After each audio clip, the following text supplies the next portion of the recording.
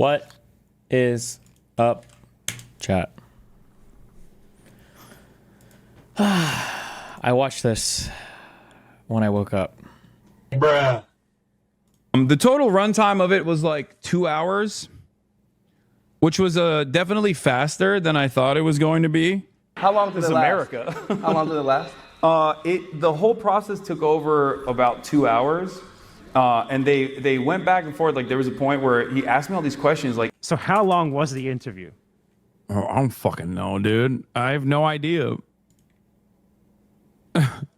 He's I think they did a. I mean, you probably weren't counting. They did like a timeline assessment, and I think they like added some time to like when the plane landed or something. I don't know. Like, who gives a shit? He lied about everything, and I hate every mother tar piece of shit that gave him any amount of credit on any of the shit that he said. There was no reason to. It was obvious that he was lying from the start. If you've ever traveled internationally in your life, for him to have 400 fucking articles parading him around like he's an actual martyr, to being like, I don't know how long it was. Who even cares? LOL. Who cares? Oh my fucking God. When the plane landed or something? I don't fucking know. Like, who gives a shit? So crazy, dude. So crazy. Is needed sometimes. For sure. I don't even think that you and I are in disagreement on any of the major points that you've brought up. I guess maybe the only one would be like the framework of like I work with like liberal Zionists or something, which we can talk about, but let's shelf that for a brief moment. The thing I'm thinking of is like they say, what I'm saying to you is so silly for me to say, because that's exactly what people say to me all the fucking time, right? But I don't think the people that say that to me are anything you've heard about me, throw it at me. I love it. It's fun for me. Yeah, no, Getting into specifics is good. I feel like, because I've talked to him about it before, and I'm like, I heard this thing, and then he's like, well, this is what happened, and I'm like, oh, okay, that makes sense. Yeah, no, I guess like. What's the worst thing that someone has told you about me? No, I know like the fucking the pedophile stuff is like fake. I know all that shit. I know that's not real. Like not a pedophile. The tweets. The fake that's tweets an endangered species these days. The fake first of all, pedophiles are not an endangered species. Holy fuck. There was apparently I mean someone who's not a pedophile, I mean. Oh yeah. Okay. But this is also like somewhat of an unproductive conversation to have from my estimate, from the way I see it. Because like, we're here to fundraise. We're not here to have productive conversations. No, Ultimately, I know, whatever but you think you'll be. I feel like I heard Dean use this word, and Hasan, I think you use this word all the time. I feel like unproductive is like a code word for, I just don't want to talk about this because I don't think I'll come out on top or something. I feel like that's like one of the most hollow words that people throw around. Unproductive. This is going to be unproductive. And it's like, what do you mean unproductive? So I don't want to ever come across like I'm just like scolding you. Like, do whatever the fuck you want to do. You know what I mean? Like, I don't care. You can scold me as much as you want. No, because I'm not scolding you. I just want to make that clear that because I think a lot of people get parasocial, even in your audience or in my audience as well, and that fucking annoys me to no end. When people are like, "Bad Empanada said this," or I'm sure my fans will come into your chat and be like, I mean, I hate it as well, where it's like, I don't know, like I was streaming the other day and people were like, yo, Hasan's talking about you, and I'm like, who fucking goaded him into doing that? Yeah, it's just, it's annoying because like, you're not someone that I consider to be an ideological enemy at all, which is why I don't even think it's like productive to be like, you did this, you did that. Listen to what he's saying here. It's really crazy how like open he is about that, right? Ideologically, we're on the same side, so why would I ever criticize you or attack you for anything ever? Because it comes across as scoldy and silly, and then people will use that against you or use that against me in the future as well. But I guess like it's shit. Like, I understand the point that you were making when you were doing the LI. Oh, hey, what's up, buddy? Hey, what's up, man? How are you? Pretty good, just chilling. How you doing? I just asked you that. I don't know. Sorry. What? It's all good. We're waking up. Yeah. I wanted to ambush you before you got too far into stream, and it actually looks like you have a good copy of the content that we were reviewing as well. Do you have that downloaded, or do you have a link? Wait, who is we? Well, I mean, I was just creeping a second ago on your stream. Well, I'm live right now. So we was your audience. Oh, yeah. Or what's up? What do you want to chat about? Well, I wanted to ask about the next steps for Israel Palestine, which is related to this content anyways. But I just wanted to clarify before we get started. Do you have a good copy of Bad Empanada and Hasan Piker talking? Just the video from Noah Sampson's stream. Okay. Can you send me a link? Only because the live stream that I wasn't able to find the VOD, and the live stream that I had didn't have that segment in it. There you go. Should be timestamped. Thank you kindly. Yeah. All right. Well, then that way we can break it up into VODs. Do you mind having a brief conversation with me about Israel Palestine next steps, and then you can go into the reaction content? Yeah, sure. Okay, cool. So one of the things that's been brought up in the extended Twitter sphere is effectively you had that hot take, I don't know, like a year ago, where you were like, yeah, I pretty much side with Israel. I guess they just have to do a genocide or whatever. I'm assuming that was like a meme perspective, but I also don't know what's true about it. So I kind of wanted to ask you about, like, Israel's in this military quagmire. What do they do now?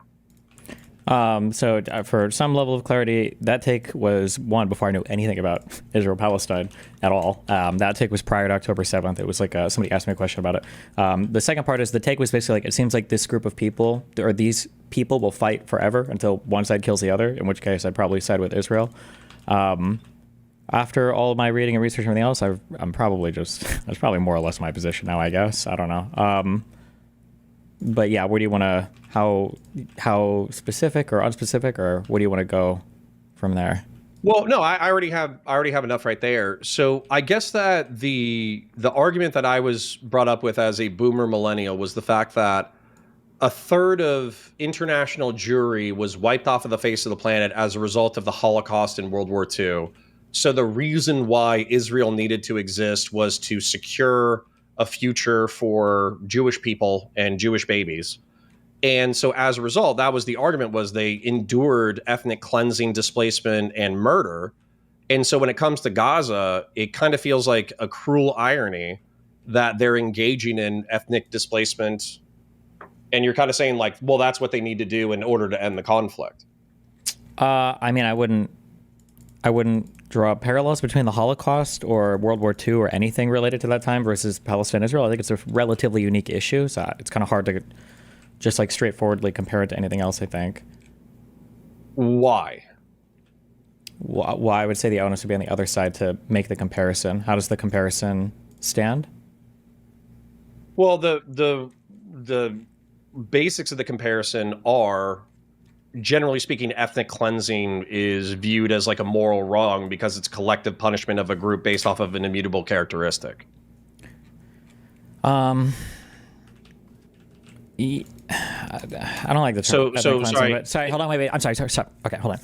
The reason why I feel like is it's incredibly reductive to just say like a group of people is trying to fight or kill another group of people, move them some area from another. So like therefore it's like World War II or the Holocaust or whatever. I think the comparison is like incredibly crude. Like in that case, I could say like America holocausted Japanese people to make room for a base in Okinawa, or everybody holocausted ethnically. It's just the comparison. There's so many differences between why Jewish people and Arabs are fighting over the same land compared to like World War II. It's just, the comparison is just not apt at all. I find that people that want to make the comparison are typically just trying to get all the normative loading from World War II and the Holocaust in order to do like the moral condemnation thing. And I just think it's there's a reason why I said ethnic cleansing instead of Holocaust, right? Because we can probably agree that war and conflict exists on like a spectrum of violence, right? So if we were expecting the Gazan conflict to be akin to the Holocaust, we wouldn't see 65,000 dead with 200,000 alleged indirect deaths that are going to happen over the course of the conflict. We would see like 2 million dead because Israel has the military capacity to wipe out the Gazan population. They're just not. Sure, but the reason why I don't even like the comparison, because it's like the question is like, what is the goal or what is the end game Like, what are both sides trying to do? I feel like there's more fruit to be borne to analyze that, rather than to say anytime a group of people is, being warred against, it's like a Holocaust. That just, I feel like it doesn't produce any like productive analysis. Okay. Well, if we want to be solution oriented anyways, that's actually probably the crux of the conversation that I called about anyways. So what I think would be ideally moral, I'm not saying this is going to happen, I just think that this would be ideal, is the Second Battle of Fallujah, Operation Phantom Fury. There was all these steps done to minimize civilian casualties. They went in, they cleared out the militants, and then they allowed people to move back in. I think that Israel already conducted the first part, but they haven't done the second part. And with the second part, if the Palestinians are actually going to live in peace next to Israel, then I think that there's a whole bunch of development concerns that need to be addressed in order for them to feel like they have lives worth living. Whereas I feel like if you don't do that development stuff because you don't feel morally compelled to, then you're just setting up for this to happen again in the future. Sure. So then I guess the question would be, what do you think the Palestinians want in order to exist in a peaceful way? Or just full stop. What do you think it is that the Palestinians want? Well, I think probably a substantive amount of the civilian population wants to live in relative peace, tranquility, and stability. However, I do know that there's parts of the Palestinian population that wants the state of Israel to evaporate entirely. Sure. Well, here, let's go piece by piece. So you said you think that there's a relative portion of them that want to live in peace, stability, and tranquility. What if somebody said you can do all of that, but you have to go to Egypt or Jordan to do it? I would ask why, and I also don't think that they would accept that, considering that this is their quote-unquote historic homeland. Okay. So that's probably correct, right? They would say, well, no, I'm not going to leave this place. So it's probably not just that they want peace and stability and tranquility. There's also something to do with this particular piece of land, right? Agreed. Okay. So then returning then, so then the question is, so what do the Palestinians want? So it seems like they want to be able to live and exist on some plot of land. Do we know exactly which land they want to live on? That seems to be kind of contentious, right? Like if it was just or if it was just the West Bank and Gaza together, would that be okay? I'm not fully convinced that the Palestinians would accept that. Is it all of Israel from the river to the sea? Obviously, the Jewish people probably wouldn't accept that. So that's our first issue. Is what is the land that we're even talking about that would be comfortable for both sides to agree to live on? Does that make sense? It does, and I have if you're going somewhere, I want to listen. If you're waiting for a rebuttal, I have a statement. Oh, I mean, you can do whatever you want. I can go as long as you want, or you can make whatever statements you want. We can just go back and forth. Yeah. Yeah, so I bring this oftentimes up on stream, which is it's like a Greek parable about a city-state that was under war it remained neutral in a war between Athens and Sparta, and the Athenians sacked the city, and the neutral party was like, hey, why the hell did you attack us? And the Athenians said, the powerful do as they can, and the weak suffer what they must. And so if the Palestinians told me, oh, well, we want 48 borders, or we want from the river to the sea, or we want 67 borders, or whatever, I would kind of say, tough shit. We can either negotiate and have a peaceful settlement where you keep Gaza, keep the West Bank as it currently is, Israel withdraws its settlements, and then we build a highway between the two, or you can get ethnically cleansed by Israel and we're not going to do anything to stop it because you rejected peace. Okay. And then, so what do you do when they say, well, we're not happy with just the 67 borders, or we want more land than that? Then unironically, I would say the powerful do as they can and the weak suffer what they must. So that's kind of the impasse that we're at, because the solution that you just laid out, for 67 borders, Palestinians wouldn't accept that. That's like in their mind, that's the starting point for negotiations, basically.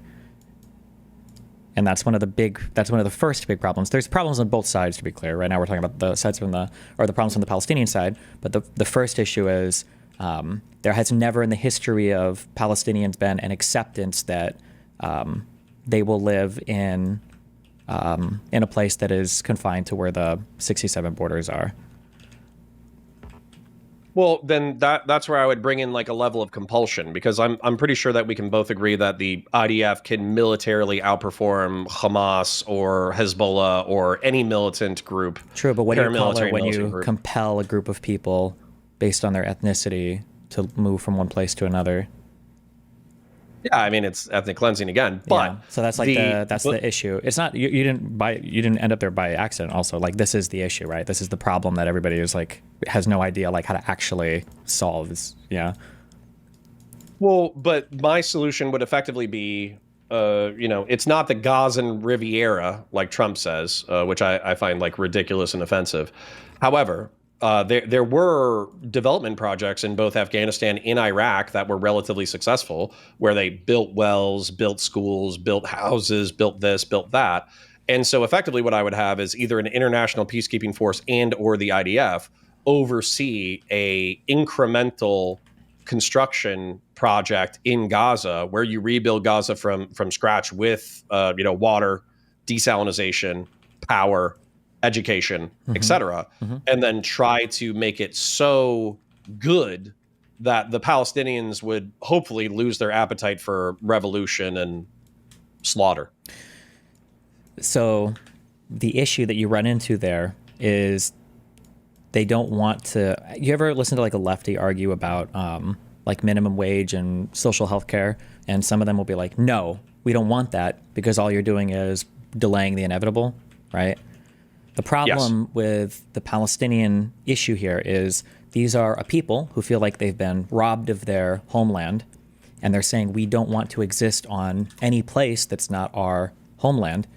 And if you say, okay, well, what if we make a really, really, really, really, really good place, and it'll be so cool you won't even miss the territory that you believe was originally yours?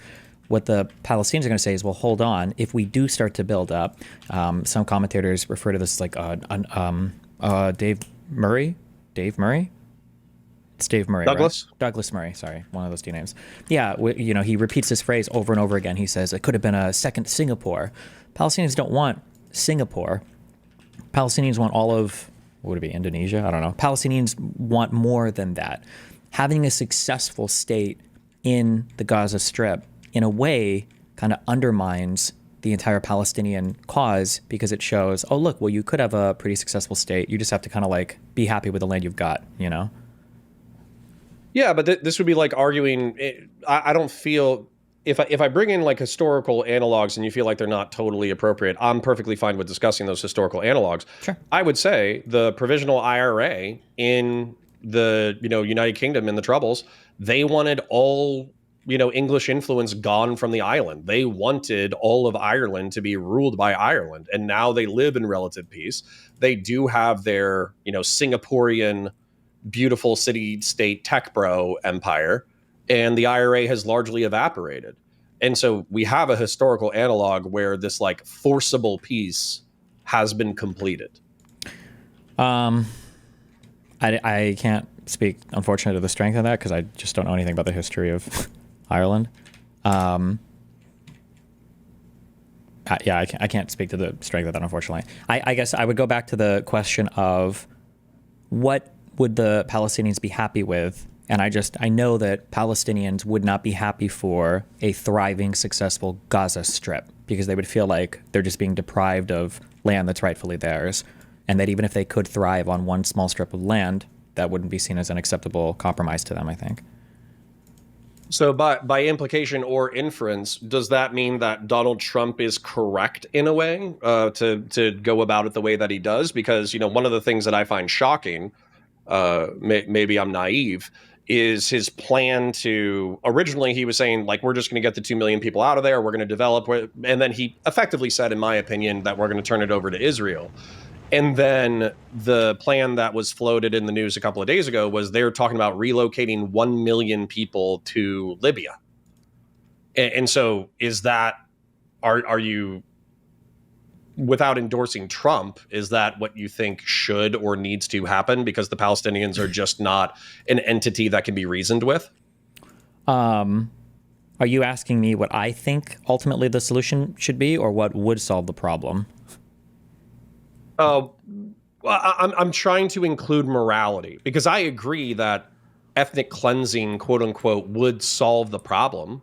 If you kill all your enemies, they like Exactly. you Yeah, like could making the move commit all to Libya would work. Also, killing all the Jews would work. Like that would solve the problem. It's just, it's not very satisfying. Right. Yeah. So I am asking you to do like a moral analysis on top of a pragmatic analysis. Sure. I mean, in my opinion, I think that for that problem to get solved in a way that resembles any type of moral ending, I think you have to have the Palestinians and the Israelis come together and negotiate, and both of them have to make painful concessions in order to reach some sort of equitable arrangement. But the issue is that right now, I've said this for a long time, the Israelis and the Palestinians both have really good reasons to never make any concessions to the other side. So they're both like kind of infinitely incentivized to basically fight forever. Yeah, but then at that point, as an international community, I mean, we are America gives $3.2 billion in grants for military technology. We do support Israel effectively against the entire rest of the world. Are we not complicit in a similar style ethnic cleansing or slow rolling genocide if we endorse this? And this is going to be a great irony, to at least to me, when I'm talking to my kids about Israel Palestine, is that in my opinion, part of the moral reason for Israel to exist was because of the Holocaust. And now they're committing slow rolling ethnic displacement and genocide. Okay, and so one of the reasons why you lose that moral high horse. I understand. One of the reasons why that doesn't hold over is because Jews will say that they founded Israel because Jews were persecuted in every single country across the planet for all of human history. The Palestinians have like 50 other Arab countries that they can go to and they'll be fine. Jews have nothing. That's what they would say. That's why it's just not a one-to-one comparison, I think, between Israel and Germany in World War II, right? When the Holocaust happened, every single Jew, even in conquered territories, was shipped off to concentration camps or death camps where they fled the country. There are 2 million Arabs that live in Israel proper. So the comparison is very, I don't think it just doesn't work very well, I think. Well, I guess so that's where the comparison falls a little bit flat for me, because it would be like if there were Jews who were a part of Nazi Germany who were living in peace in Nazi Germany, while up the street there were Jews who were getting persecuted. So I do understand that it's not like a one-to-one analog, but maybe I'm morally loading ethnic cleansing too much, but at the same time, like this is like the casus belli for pretty much like every humanitarian intervention that the United States has crowed about for the past century. In World War II, well, why were the Nazis bad? And it's because they kill people because of their immutable characteristics and displace them and blah, blah, blah, blah. And then same thing with Yugoslavia. The reason why the former Yugoslavia was viewed as a justified war was because we were stopping like genocide and ethnic cleansing. Mm-hmm. And so for us to kind of like participate in it, it feels like a failure of our mythological morality. Yeah, I guess. But the issue is like, what is the solution then? Because it seems like neither side is willing to capitulate on key points that would actually allow them to, live in some kind of negotiated peace with each other. Well, so I don't think the United States has the stones to do this, probably because we have very Zionist sympathetic, and I'm not using that as a pejorative, but we have very Zionist sympathetic, politicians. But I would say it would be the international community forcing Israel and Palestine to sit down, negotiate new borders, and then come up with an internal development project for Gaza, because the alternative is disaster. The alternative is... Mm-hmm. I don't disagree with you, but this has been tried over and over and over again. But this is the issue, right? Without force. It's been tried without force. Well, I mean... I'm sorry. If you want, we can do the Destiny solution, because my solution was the best solution, which is where you put a time lock in the center of Jerusalem on a case with a whole bunch of nuclear weapons, and then you have negotiators from Palestine and Israel go into a room and negotiate with each other, and at the end of the negotiations, they present their solutions to the United States, and if they have a solution that they both agree on, then great, peace is solved. If they don't, then you see which side was willing to capitulate more, and then you give them all the nukes, and then they blow the other side up, and then they get to control whatever the fuck is left, basically. I did see this clip on Twitter, and I did see your opponent just like kind of shit pants because they had no idea what to do with it. Yeah, I mean, it would solve it, right? It would solve the problem. But obviously, the moral objection is not just one of like pragmatic solving conflict. It's also one where, children are dying, obviously. And I know that we can meme and we can do sociopathic, whatever, political analysis. But, like I saw a clip the other day of a bombed out Palestinian building, and there's, the civilians surrounding the building, and they pull out the shredded leg of a teenager that no longer has a body attached to it. And so that should be the kind of like moral horror that should shock the conscience of the world into some level of action. Sure, but I understand, but like this is the failure of the international community, is to do these moral horrors over and over again. They don't get us any closer to a solution. Like yeah, it's bad, but I mean, what do you want us to do about it? Because neither side is willing to come to an agreement on what a solution looks like. I do agree the U.S. could, and they have historically brokered peace between Israel and other countries. The U.S. could be a leader there, but right now we have a man who can't find Israel on a map, and we don't have collectively at home any kind of unified view on what the world should even look like, or what the U.S.'s role in foreign affairs should look like. So it's impossible for the U.S. to help another country negotiate when we don't even know what we would want ourselves, Yeah, and I guess I should separate, for the sake of the conversation, realistic politics in our current day and era versus the moral ought. And the reason why is because I want to separate those two is because I agree with you that descriptively what's probably going to happen is we're not going to be able to find consensus, and then Israel's going to do what it does, right? That's probably what's going to happen. However, I don't necessarily want to be complicit in that, at least from like a moral standpoint or an analytical standpoint, because I don't want to say, Palestinians are just bloodthirsty maniacs, therefore Israel needs to do what it needs to do, which just feels like an auto default to the Israeli position. Okay. There's multiple levels that this conversation is happening on. We can talk about like what we think the solution should be. We can talk about what we think the U.S. should force the solution to be, or we can talk about what we think the U.S. is capable of pushing the solution to be, or like these are all kind of like different questions, right? So like the one that I just answered was that we don't have the political will, leadership, or unity in the U.S. right now to do any of these things. But I think that's bad. Obviously, I wish we did. Yeah. Yeah, and effectively, the reason why I wanted to talk to you or call you or whatever is because I wanted to differentiate between the first two questions and the third. So the first two questions is like, what should the international community do? What should the United States do? And then what's actually going to be done? And so as a result, I kind of make my argument for Fallujah to incremental nation building in frozen borders and all that kind of stuff, while recognizing that your third question is probably the most important one, which is, what do we have the political capacity to do? And I agree with you that, I'm just some dickhead streamer.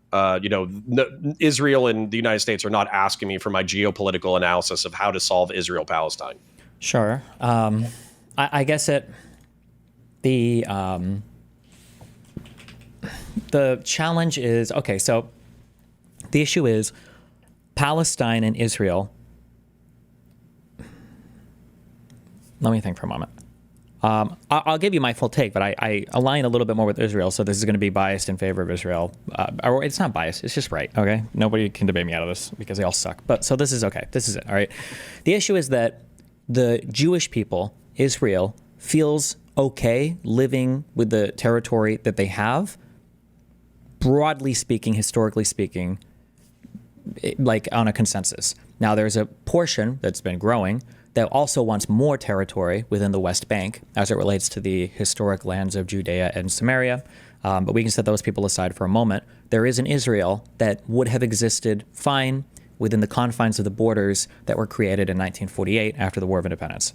The Palestinians have never, ever, at any point in history, put pen to paper and then put on the table an acceptable deal to negotiate a peace between them and Israel. That has never happened. There has never been an offer on the table where the Palestinians said, if we have this, then fine, then we'll accept peace. In my mind, the reason why was because, at least under prior leadership, maybe current leadership, but prior leadership, Palestinians have never wanted to give up on two things. One is an actual concession of borders, meaning we have conceded this territory and we're going to forgo it forever. And two, a concession on the right of return for every single Palestinian refugee, of which that number grows every single year and is in excess of 5 or 6 or 7 million Palestinians now. So as a result of that, the Palestinians have these two things that they're completely and totally unwilling to negotiate on. And there are other aspects as well, such as ownership of Jerusalem and the Temple Mount and all that bullshit. But those are two huge things. If they're not willing to budge on those at all, then there is no solution, because there's probably no world where I think even a reasonable person would say the Jewish people should just basically cede Israel as a Jewish majority state and just bring in, 5, 6, 7 million Arabs. And now they're a minority in a state again, and they're subject to the same issues that they faced throughout all of history.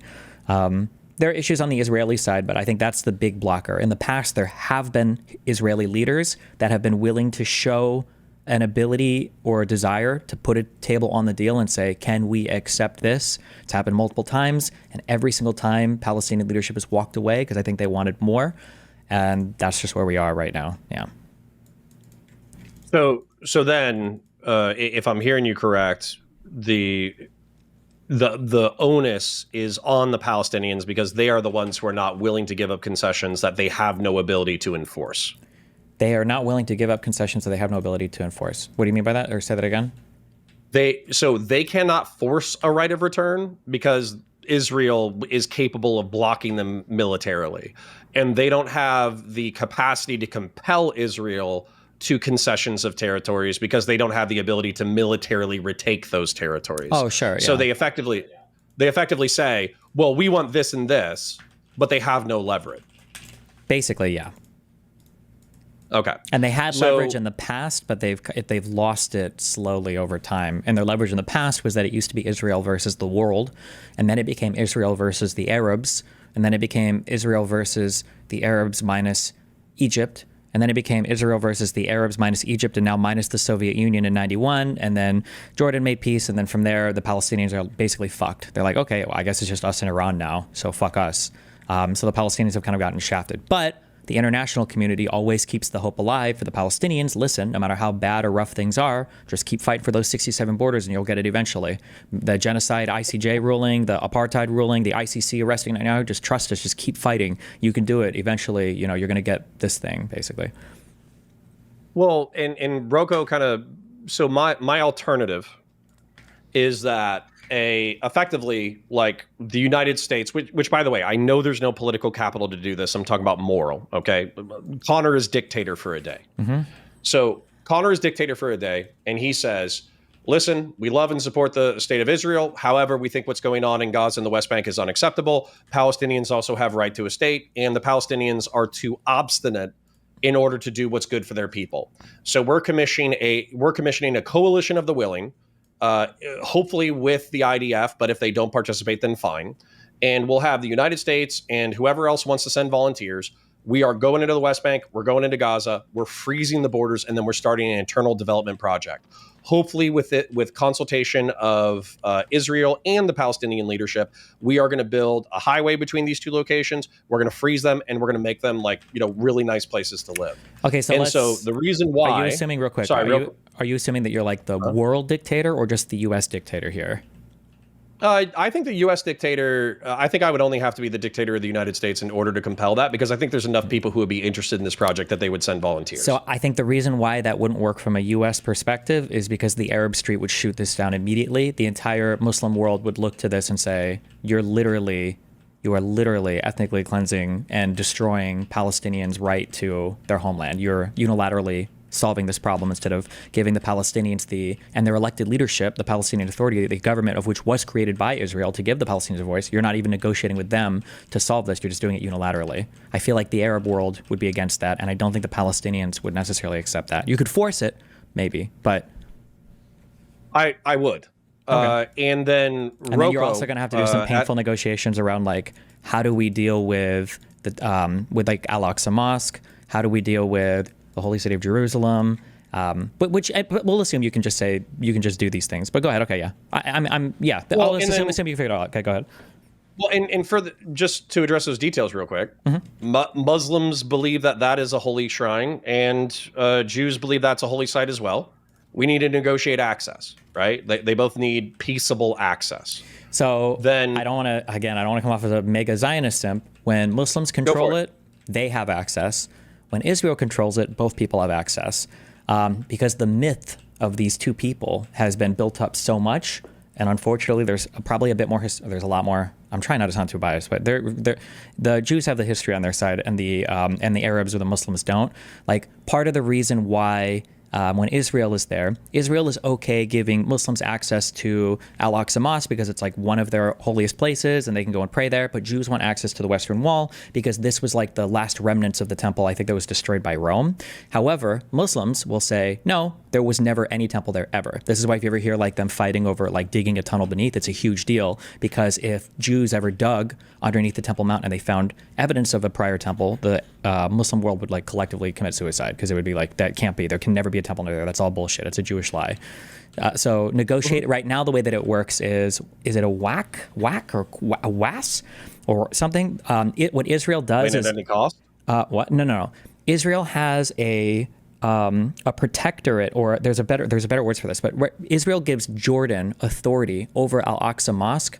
There's a name for this term, and Jordan actually provides personnel that makes it so that Al-Aqsa Mosque is safe and guarded and is allowed access to for Muslims. But if Muslims had control over the entire thing, it's unlikely that they would be okay with Jewish people going to pray at the Western Wall, I believe. Okay, sorry, jeez. Waqf. No, somebody in your chat said it. WAQF, yeah. Well, and that's fine. I think you've described the complexity of the situation. However, this is why I would want like an international peacekeeping force, would be effectively because we wouldn't have these, religious motivations necessarily. And I just want to make this sub point. It's a sub point of my line of argumentation, but I think my chatter Roko said it very intelligently.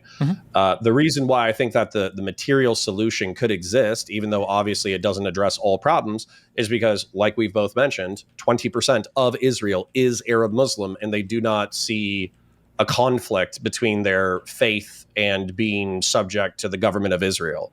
And so, improving material conditions probably does reduce jihadism. That's kind of a sub point of the line of argumentation. It might. I think that there's a world where that can happen, but there's a quote that I hear over and over again. Olmert, one of the prime ministers of Israel, told me this quote because I'm so important. I'm just kidding. You can't make peace with enemies. You make peace with defeated enemies. I don't know how true that quote is. I don't know historically if it holds true. But the issue is that if you wanted to enforce that, you would have to basically tell Palestinians, hey, your fight is over, you lost, boom, and then endure the next 5 years of terrorist attacks or, cries from the Arab world, because there's going to be a lot of issue there. And then hopefully after you've dealt with that and you've endured that and you don't have unhinged responses from the Israeli side, because trust me, nobody likes to fuck up an Israeli-Palestinian peace process more than Palestinians and more than Jews together. They both love doing it. Then you might get to a world where you get especially younger Palestinians who are like, okay, I don't know what my dad and my grandpa and all these people are fighting about, but I kind of want to just go to school and learn and do shit or whatever. But that has to be like a new generation of people that are kind of brought up under that. Well, agreed. And this is actually one of my frustrations with the Noah Samson fundraising stream, was that the organization that he was fundraising for, I think, was UNRWA. And there were reports, bear in mind, I'd have to check out the veracity of these reports, but there were reports that the UNRWA teachers were effectively teaching right of return, evaporate Israel from the river to the sea as a part of their curriculum. And then there's also reports of UNRWA volunteers participating in October 7th. Yeah, that's cool. Yeah, it's undoubtable that UNRWA and staff in UNRWA have participated in terrorism and terrorist activities. But however, UNRWA was an entire organization created by the UN to kind of oversee Palestinians after the after the Nakba, basically, after 48. And then after 67 to kind of look after them. So UNRWA is such a huge organization, and it's so sprawling, and it encompasses so much for the Palestinians that it's unfair to say that the entire organization is just terrorism because they have aspects of their organization that participate with Hamas or whatever. And this is especially complicated by the fact that, remember, Hamas is not just a terrorist organization. They're like the actual government of the Gaza Strip. So I think UNRWA deserves... I think they deserve plenty of criticism. I agree with that. I would just say be careful. You can't. It's not fair to just say UNRWA terrorism, fuck them.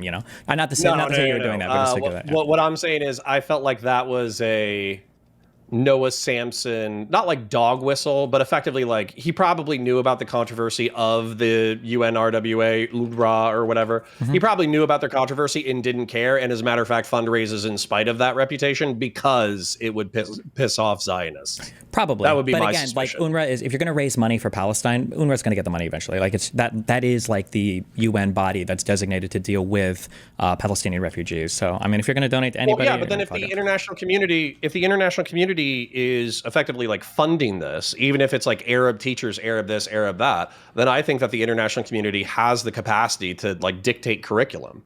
And saying that we're going to somehow create like a new generation of revolutionaries who are going to destroy the state of Israel probably shouldn't be part of like an internationally funded organization. I agree with you in spirit, my brother, and I love that you think that, but we live in a country right now where... You're appealing to practicality? Well, in our country, we don't even agree on who the fuck won our last election in 2020. So, like, how the fuck are we going to dictate curriculum to the Palestinians when Americans don't even have a consensus on who won their 2 presidential elections ago? I agree with you. I do agree with you in spirit, though. But you can see, like, the fight for the history is very important. Like, he who controls history controls some bullshit. I'm sure there's some quote there, whatever.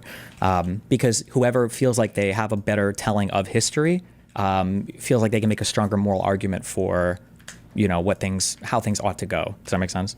Well, and that's my thing. That's why I get bugged, even in my own chat. Is there's this.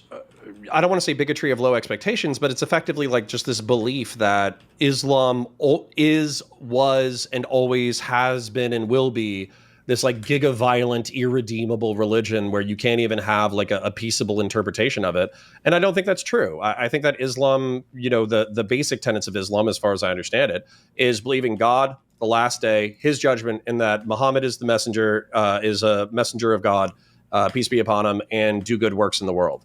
And so I think that you could effectively, there's also the whole, I don't want to say caste system, but there's the organizational religious hierarchy of Islam being in charge and then Christian and Jews being members of the book.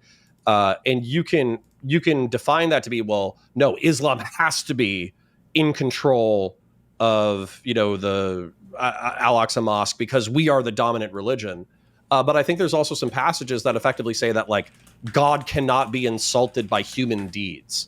And so if you take those like peaceable translations, you can kind of get to, well, Islam is naturally supreme anyways, so we don't have to enforce this physically. And then also follow these 4 tenets. And other than that, just be a good human being. And then I know that there's always going to be extremists, but we can get to that translation. We just have to have a little bit of buffet Islam. Yeah, nobody on either side likes it when I do this, so, but fuck them. Personally, I don't analyze this as a religious conflict at all. I think the religious part is basically irrelevant. I think that it's just largely a geopolitical conflict between 2 people. I think that people want to make it religious because then they can either attack or bolster, you know, either side with whatever arguments they want to use. But I think that the issue is you have legitimately 2 people who have, in my opinion, very strong moral claims to the land. If you are a Palestinian, I think that after the collapse of the Ottoman Empire and everything, you legitimately feel like you got fucked. Like all of your Arab neighbors got states allotted to them, and you had a whole bunch of these white Jew fuckers that just got shipped to your fucking land that you now have to share space with. Like, what an unbelievable insult, and how unbelievably fucked you feel as a result of that. And if you're Jewish, right, like you had a promise from the Brits that you got fucking 30 years earlier. You got a promise from you got an actual declaration where the Brits said, we will make a homeland for you guys, we promise. And then not only, you know, do they go back on that promise because the Brits betrayed the Jews also get fucking killed in every other fucking country on the planet, and then like mega killed, super killed in fucking Germany. So I'm sympathetic. Both sides have very strong like moral arguments to why they ought to be allowed to live there, which makes it unfortunately all the more difficult to figure out like what is the right answer. Yeah. Yeah, I don't. The reason why I don't divorce religion from secular is because I actually think that if you look at religion psychologically, people treat religious claims like paradise or heaven or God's judgment. They often treat it almost in a mundane way, like it's a material thing that can be measured. Like God's love is material and can be gained or lost. And so I find that if you apply materialist psychology to religious claims, you can still predict people's behavior in a weird way. The only reason why I brought that up was because the difference between like Arabs and Muslims are vastly different in different countries. That's the only reason why I don't like looking at it strictly as like a religious thing, because like the Arabs in Saudi Arabia obviously have huge contentions with the ones that live in Iran, and there are, you know, even the Palestinians that live in the Gaza Strip are arguably, or at least their representatives, who are a lot more radical than the ones that lived in the West Bank, who are also different than the ones that live in Israel proper. So even in the same fucking land, you've got three very different groups of Arabs, three different groups of Muslims. So when people start to use the religious framing, not to say that you're doing this, but like if people use too hardcore of a religious framing, I think they lose kind of perspective on everything going on, and everything becomes very intractable very fast, because then the conversation becomes, okay, we have to change the religions to fix the problem. It's like, well, fuck, that's never happening, you know?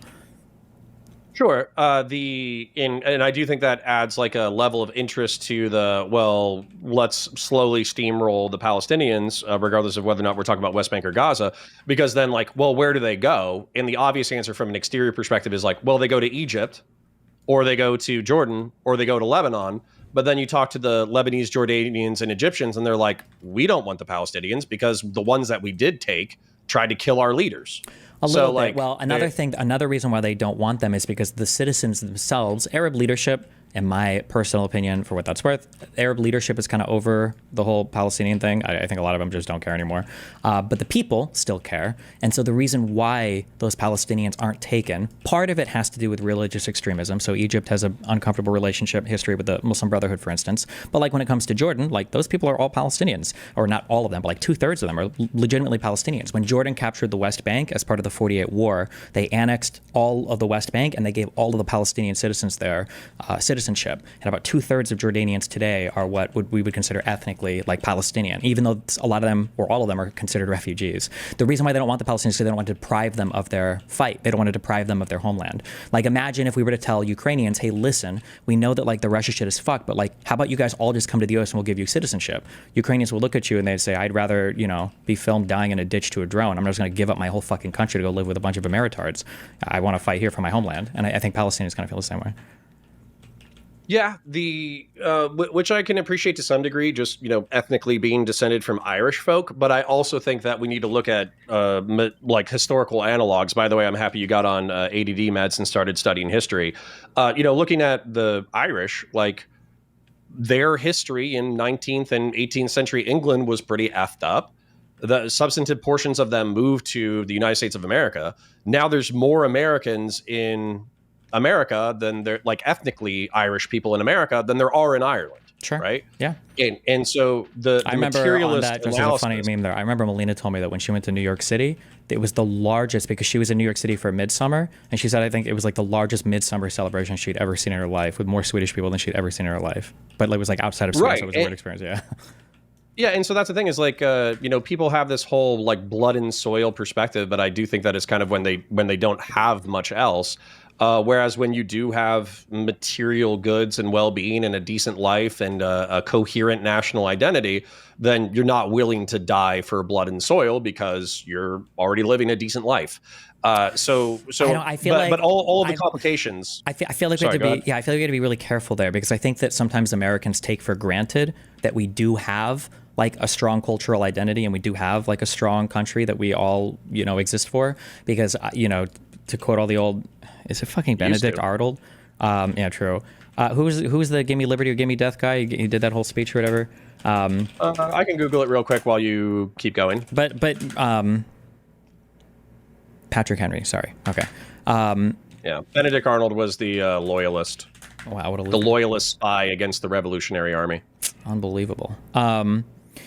They're like those people in early America, and there have been people all over the world like this, right? I'm sure in fucking France, this happens a million times, right? There are people who are absolutely willing to die to create a better identity and to have like a better, you know, more justified existence in some place. It's more important to them than just material conditions. Yeah, I mean, like the 9/11 hijackers, like, I don't know, like 70% of them had like master's degrees or some shit. It's actually crazy how well educated they were. Okay, I didn't know that. And that's not to say, but I do view it as like a calculation where we're violence is always going to be a thing. Mm-hmm. So we control the variables that we can control in order to reduce the likelihood of violence. So you're right that there are going to be people who are like weirdly motivated. Like for instance, that the incel mass shooter of Santa Barbara, he had so much money. He was a conventionally good looking guy. There's no reason why he needed to be an incel, but he decided to be anyways, right? But if you make like a happy, healthy, socially engaged society, you're going to reduce the amount of people who fall into that trap. And so that's effectively what I'm arguing for, is we're never going to solve every ideological problem ever, but we can solve for the material variables. I understand what you're saying. I just, and I'm not trying to sound like, it's insolvable, because I agree with you to some extent. Like we have to figure out some solution to this, obviously, but material conditions just aren't always enough. I think you can look at kind of the ISIS recruitment in Europe through the 2010s or whatever for that. Unbeknownst to a lot of people, or I guess to a lot of people's misconceptions about this, is that most of the people that were recruited were like poor people that didn't have any opportunities in Europe. That's not true. I think most of the Muslims that ended up going to fight for ISIS were like middle-class Muslims that just felt super alienated in the countries that they were in. They felt like they didn't have a place, they didn't belong, and the society wasn't for them, and they felt like, like very outsider-ish. So I agree that material conditions are important, but I don't know if it's enough to totally persuade somebody off of a platform of like, I deserve this country, this is like my people's homeland and everything else. I could be misquoting a statistic, but I also think that people could find it pretty easily and identify its veracity.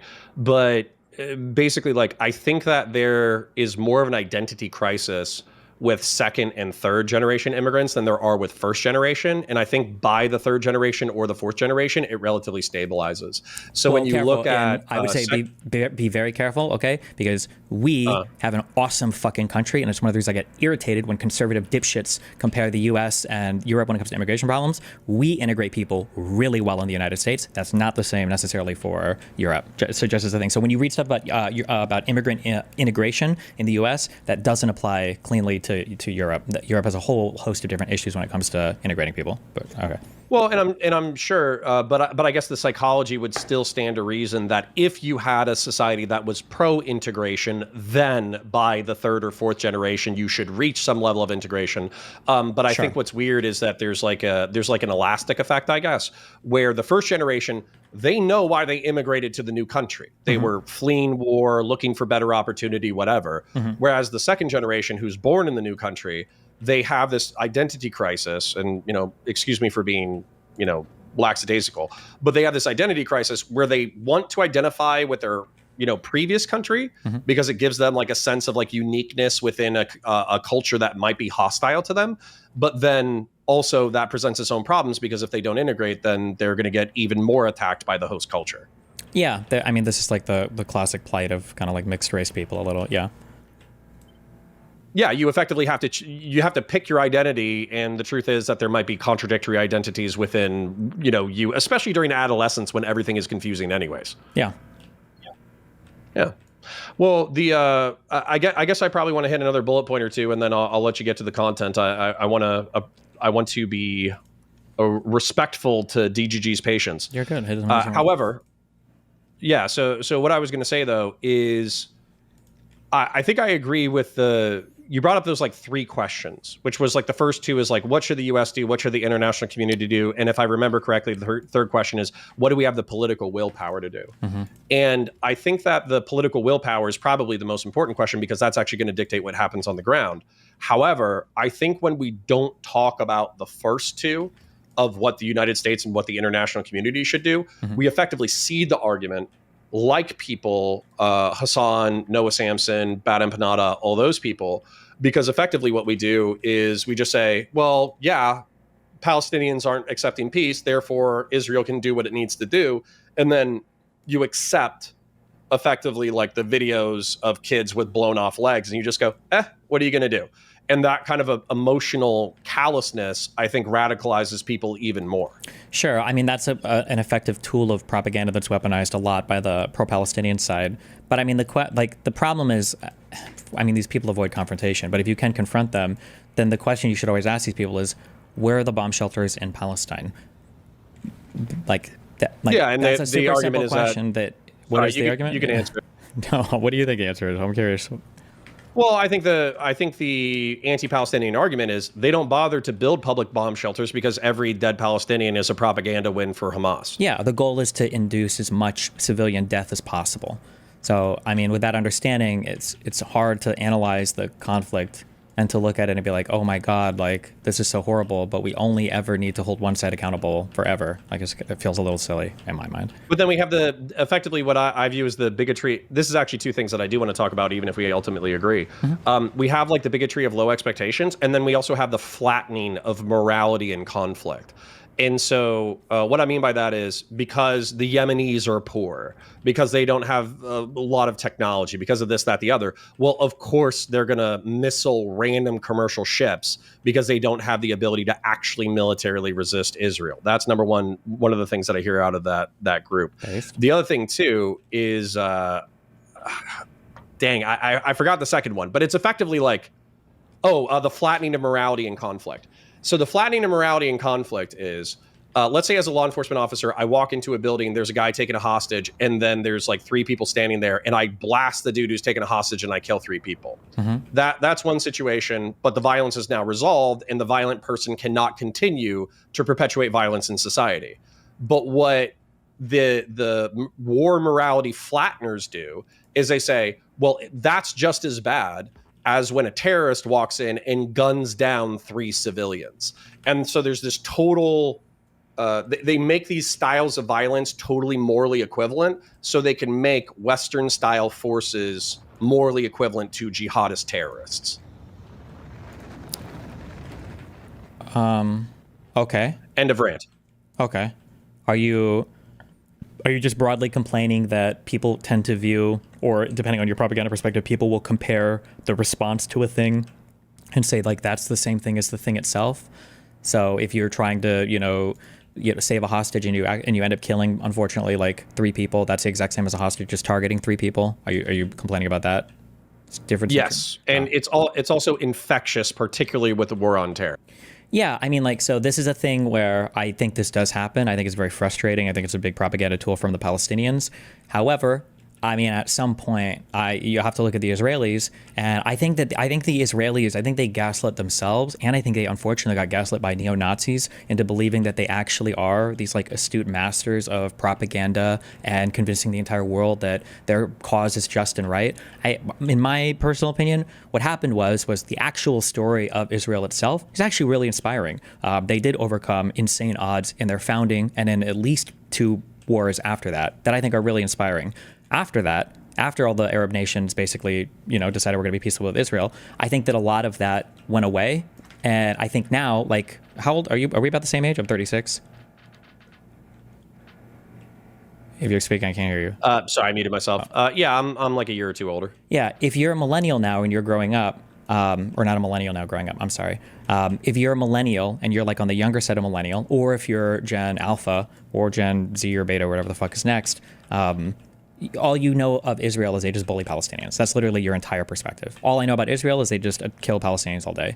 And I think that as a result of that, like, Israelis don't know how to communicate the language of the West. They don't know how to sell their cause at all. And they're surprised that, like, okay, come on, guys. Like, sure, we're killing, 50,000 civilians, but like, look at what Hamas is doing. It's like, bro, that argument is not going to work on anybody. Like, this ain't it, chief. And for whatever reason, Israel still under the age of 40, 100%. One of the comments that I made while I was doing a stream was that my grandfather, he would be bleeding from his eyes if he saw some of the rhetoric that Hasan Piker engages in, because it would have been flatly rejected in the 1980s. Because while it was like a mythological narrative, the narrative was that like World War II was especially bad because of the Holocaust. For sure. And while America was too late to act, it was ultimately a valiant and noble effort to defeat Nazi Germany and for the Jews who did survive to establish the state of Israel. And so if you just went on TV and you said, this is a direct quote from Hasan within the past 48 hours, he said, if you're doing a moral evaluation and you're trying to choose the lesser of 2 evils, like Kamala Harris versus Donald Trump, then in an analysis of the Israel-Palestine conflict, you have to choose Hamas. And if you said that out loud in front of my grandfather, I think he would pimp slap you. Okay. Yeah, I mean, yeah, there's a generational divide, but I think that it's largely just a result of the, I think it's largely a result of the actual historical facts, not because Jewish people are some master manipulators, and because they haven't learned that yet, they engage in behavior that's just gonna, I don't know, I feel like Israel's on a path right now to just basically fuck themselves up forever, because they seem to think that with Donald Trump in office, they have carte blanche to do anything, which is true. America's not going to stop them at all, because Trump is a huge simp for Israel, and just because Israel is still popular with older people in the U.S. But I think Israel is going to put itself on a path, or it already has put itself on a path, where it's going to find itself in a very lonely, cold place. Yeah. Well, and that was my line of argumentation, where it's like, what should they do versus what's going to happen? I already kind of know what's going to happen, which I think aligns with your worldview. However, I think I need to make this line of argumentation, because if we just endorse that effectively, then I think that we lose some line of moral argumentation. And then not just that, like, I will be educating my kids differently compared to how I was educated about Israel, because I do think they've lost some of their moral authority by taking a carte blanche and conducting themselves the way that they've conducted. I do have a question, though, about the early formation of Israel, which I'm a little familiar with myself. But the thing that keeps coming up over and over again is the Nakba. Mm-hmm. So effectively right there, I would like to hear your summary of it, because I think I have a pretty pro-Israel narrative that hasn't really been debunked. But I want to push back using talking points from the Palestinian side. Well, so in 47, at the end of 47, basically, in response to, I believe it was in response to Resolution 181. I think that was before 48. Basically saying that we're like, the only thing that is going to work for Palestine is a divided Palestine. The Arabs in Palestine launch basically a civil war, or a war, I guess I don't know what you'd say, against the Jewish people there, because they're like, this is fucked, fuck this. The mandate expires next year. These motherfuckers haven't left. Nobody's getting them out, so we're going to take them out. So they basically do that. Israel manages, although it's a little bit spooky at the beginning, Israel manages to fight their way back. I shouldn't say Israel, I'm sorry. It was like the Yishuv, the Jewish people prior to Israel, end up fighting their way back and kind of securing their position. And this results in the declaration of independence for Israel as a state, I think in May of 48. And then all the other Arab states declare war. As part of this war, as the war is going on, Israel has a thing referred to as Plan D or Plan Dalit. You're going to get very different takes about what this was. All the way on the left, they're going to say that Plan Dalit was made in the year 1700 by the Protocols of Zion or some bullshit, and they always wanted to expel all the Palestinians, and here's 2 quotes from Ben Gurion 20 years apart that proves that, or something like that. And then all the way on the other end, from Zionists, you'll get, oh, well, Plan D, basically Israel just shot at Palestinians that shot at them, and that's it, and it was purely self-defensive, and, they didn't have any desire to expel any people anywhere at all, like it just, was part of war. The reality is probably a little closer to the Israeli side, although probably somewhere in the middle, although understandably in the middle, but Israelis don't like to make that justification. Like, Israel was basically at war with every single Arab surrounding them. And so as part of this, they had a plan for, like, these are the villages that we're fighting against. A lot of it was returning fire. Most of it was just attacking villages, and then the Arabs there basically fleeing or hearing from other villages that people were getting massacred, especially after Deir Yassin. And so they started fleeing. And Israel didn't expel every single Arab citizen. I should know this geographically. There's a place called like the Triangle, I think, where there were like largely left alone kind of like Arab villages. But a lot of the Arabs did end up getting expelled out of Israel. Conversely, a lot of Jews were expelled from the West Bank, from any of the Arab conquered territories. After 48, a whole bunch of Jews left a bunch of the Arab states because they started to feel an increase in harassment and persecution. But yeah, so Plan Dalit was basically during the 48 war and then in the preceding civil war, a whole bunch of Arabs start fleeing their villages in response to perceptions of Jewish violence and actual Jewish violence as a part of that war, basically. Yeah. Yeah. So the narrative that I effectively, all I've seen is one YouTube historian just kind of be like, that's not what happened. And then I've seen, I think Bad Empanada do that as well. But their narrative was effectively that the Israeli Jews had already planned on conducting expulsions. And I think they use, I think you said Deir Yassin. I think they use that explicitly because I think it was like a Yehuv militia that drew up those plans, like you said, in order to do the expulsion 1 year prior to the expiration of like the mandate. Yeah. And so and so as a result, they effectively say that Israel threw the first punch.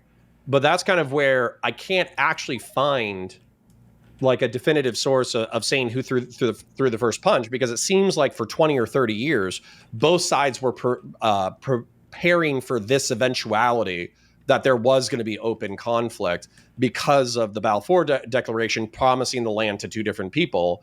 And then also the British mandate at first accepting a bunch of European Jewry, but then stopping their acceptance of European Jewry. It just seemed that like everybody was bracing for the Civil War to occur. And then it happened, and I'm almost guaranteeing that you could find cases of Arabs throwing the first punch and of Jews throwing the first punch. But then one detail that I would like to hear you address is the bombings and expulsion of Jews from Iraq, if you did any research on that. So for the first one, people just don't want to own this because they just, I don't know. I think, listen, I'm a pro-violence guy, so I get it, okay? I think both sides felt fully justified in enacting violence against the other side. Like, Palestinians did not want to have a whole country of Jews living in a place that they thought they were going to have to themselves. I think they're relatively justified in that feeling. I don't think that's a horrible, wrong feeling for them to have. Although nowadays people are like tap dance around that or they try to or tippy toe around it. Like they just feel uncomfortable owning that. So that's one thing. So none of the Palestinians didn't want any Jewish people there. No size of any Jewish state at all. Or maybe some Jewish people could live there, but like only as minorities in an Arab state. Number one. Number two, so Israelis probably wanted the country to themselves. However, okay, Israel was not as bloodthirsty as the Palestinians make them out to be. However, that's not because Israel has some like intrinsic good to its culture or to Jewish people. It's just because Israel fancied themselves as a Western-style nation, and they wanted to curry favor with Western-style nations. And Israel knows that if they would have engaged in an insane fucking genocidal bloodshed, whatever, that it would not look good for them. Early Israeli history is them being obsessed with trying to get other European nations on their side. So when the expulsions and everything happened initially, like they're doing it, but I mean, like in their mind, you know, the entire Arab world is at war with them, and every Arab is going to try to kill them. And it's not necessarily even the most wrong thing in the world to feel that way. Okay, sorry. And then the second thing real quick was you mentioned, after the first three kind of like big wars, two big wars and a small one. So the 48 War of Independence, the 56 Suez Crisis with Egypt, and then the 67 Six-Day War. After every major war, a bunch of Jews end up fleeing a bunch of surrounding Arab countries. Most honest people would say that there were push-pull factors associated with this. A lot of them saw Israel. They're like, oh, this is cool. And then some of them were getting pogromed, and it wasn't that great. My understanding is that for Iraq, there were actual, like, attacks against Jewish people there. There is an accusation that in Baghdad, there was a plot by, I think the Mossad was formed right when Israel was. So I think it was the early Mossad, that there was a plot by the Mossad to stage bombings in order to convince Jews there to flee. Even though that's a claim that's been made, there's never been solid evidence that's come from that to demonstrate that. And I don't think that that's like the consensus opinion, although it's hard to say consensus opinion on Israel, but for people that are super read into it. However, in Egypt, there was something called the Lavon Affair, and that, I believe, did involve actual Mossad people targeting places at night to bomb it, to try to get Jews to like flee Egypt to come to Israel, although I don't even know how many places ended up getting bombed. But I don't believe that happened with Iraq and Baghdad, although some like to claim that, and then they like say that happened everywhere. But yeah, okay. Sorry. Yeah, the reason why I brought that up is effectively because I think there's this narrativization of how evil Europeans were in their treatment of Jewish people during the medieval era. And then if you look at Jewish treatment in the Middle East and North Africa, it's comparatively, bear in mind, there's still oppression, there's still pogroms, there's still second-class citizen status, but it compared to European medieval era, there was better treatment of Jews during that period. However, I feel like there's this dragging out of that narrative into the early 20th century where the well, with the argument between like Ethan Klein and Hasan. Also, is wait, real he quick. I'm sorry. accused- Some people are saying this. Apparently, the Levant affair, the attacks were not to get Jewish people to flee Egypt. It was to get the British to stay in Egypt. My bad. There's like 3 people screaming at each other. Okay, sorry. There you go. Okay, go ahead. No problem. Go ahead. So but I also understand how the Levant affair existing might shed light on potential false flag bombings in Iraq, right? Okay. You could logically infer it even if you didn't have the evidence for it. You could, but also there's also a thing too, but like nobody will just own this. Okay, there's also a thing too that like it's understandable why a lot of Arabs would have started to be very distrustful or hateful of a lot of the Jews that lived in their countries. Anti-Semitism was a thing around the world. Arabs weren't immune from this. It's foolish to think it is, but people just don't want to own that because they think it makes their side look bad. The reality is like basically everybody. Well, yeah, and then they're like, oh, that's a a product of colonization. They're just adopting like European attitudes towards Jews, which I find to be like absolute cope. Yeah. Especially in the early 20th century with like the formation of or like Zionism being a thing in the 19th and 20th century. Why wouldn't you be hostile to your Jewish population if you associated with them with Zionism? Yeah. So I mean like, but we get it. Like everybody was anti-Semitic. Okay. So, you know, apparently that was the base thing to be at the time. So, yeah. Sorry. Yeah, then that's like the main things that I wanted to bring up. The other point was just that you're going into the content for the review or whatever, so I wish you luck with that. But my frustration, I guess, which you're going to see shortly, is that there is going to be all the logical inferences up to to endorsing terrorism, and then they're just going to fail to say, I endorse terrorism. But everything else that could possibly be said about Hamas, Houthis, all that kind of shit. Like, I have no idea how this is flying on Twitch. I barely know how this is flying on YouTube. But effectively, they're just like, yeah, you know, missiling people, blowing stuff up, kidnapping people. It's based. And I find that insane. I mean, if your cause is righteous, okay, violence, everybody feels justified in violence. It's kind of how it works. It's the history of the world, right? I do. Yeah, agree but the these guys differentiation being the intentional targeting of civilians, right? Yeah, that's kind of cringe. That's not very base. That's kind of cringe. I would agree with that. Okay, good. I'm happy we were able to land on that. Well, I don't want to delay your content too much further. I want your DGG to go enjoy the content and your brain rot, but I did want to have an interesting geopolitical historical conversation with you and see if you were still a pro-genocide monster or if you had amended your beliefs since then.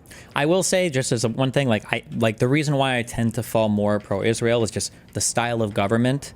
And then the alignment on Western values means that they just tend to do things that, as like a happy Westerner, I tend to agree with more. And they're like, it leads them to doing things that they like to, that I would agree with more. It doesn't necessarily make them better people or anything.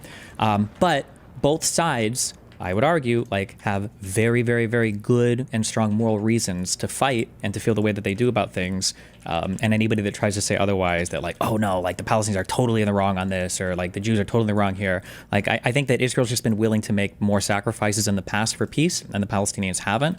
Although Israel has arguably been in the upper position, so maybe that's why they've been more willing to make, you know, bigger concessions.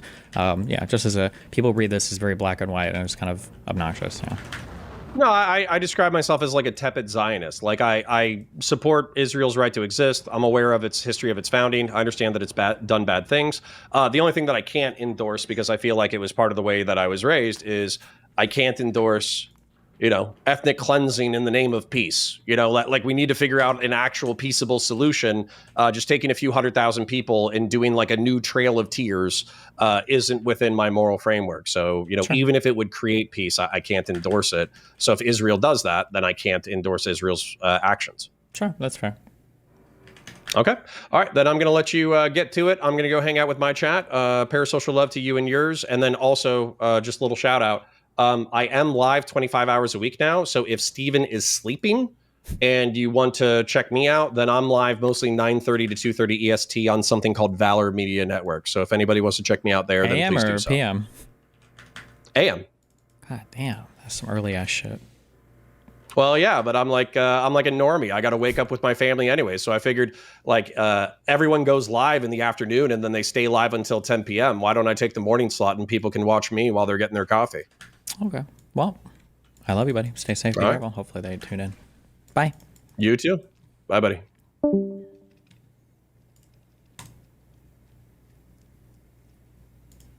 Alexa Flood game on Steam that you were playing. Like, I understand the Alexa Flood game on Steam that you were playing. Like, I understand the broader point that you're making. This game was something that my chat wanted me to play a long ass time ago, like far before October 7, because I think it was out, or a different version of that game was out in the past, where it's flipping the script on Call of Duty, right? Because like it's totally Oh my God. It's flipping the script on Call of Duty. If you're not aware of it, Alexa Flood is sometimes the name. I don't know if there's like an official name, but it's sometimes the name given to the October 7th attacks. So he's talking about the October 7th attacks video game. fine when you play Call of Duty. Nobody even thinks it's political. They think it's apolitical unless there's a woman operator. But when No one thinks Call of Duty is political? Well, I guess if you're like one of the retarded woke righty people, I guess they kind of act like that sometimes. Yeah, I don't know. I mean, okay. even thinks it's political, they think it's apolitical unless there's a woman operator. But when you flip the script and you give the guns in the hands of like Hamas operatives or Palestinian resistance groups, then all of a sudden it's considered to be completely unacceptable and very dangerous. But like doing the Why? Like the the caliphates have a huge history of combat. I bet that there are inspiring stories of Arabs or Persians or Kurdish people, whatever, of people that have fought heroic battles in history. I bet you can find examples of this to make games out of rather than just fucking terrorist attacks. There must be, okay? There's gotta be. Jesus Christ. the Alexa Flood thing, while also like looking for Gila Klein by name specifically, you have to No, understand that didn't it's happen. going to- That part didn't happen. That I never mentioned her name. Secretary. okay. Ethan, That's no, what- let that's me what I- let me that's explain what what was happened there. implied. Okay, so Ethan tried. He misconstrued a clip where I was in that game, and the AI in that game is extremely. It's either the AI is very good or it's very bad, and by that I mean I don't know if the designer intended for the opponents to be really stupid or not. So like my first experience in that game is like I walk up to two Israeli soldiers right next to them and they don't react. And I said, are these a bunch of Ethan Kleins on an Ozempic binge? Like as in, are these fucking morons? Are they high on like drugs? And Yeah, I Ethan Klein understand. took that I and he's understand like, what you're trying he to was say. saying this is me. He was saying this is me and simulating killing me. That's the sort of thing that he was referring to in that. Wasn't there? Am I crazy? I thought there was a clip of Bad Empanada. To be fair, it's just clips. I don't know. Maybe the full context is different. But I thought there was a thing of Bad Empanada being like, "Oh, let's go get Hila." Am I crazy?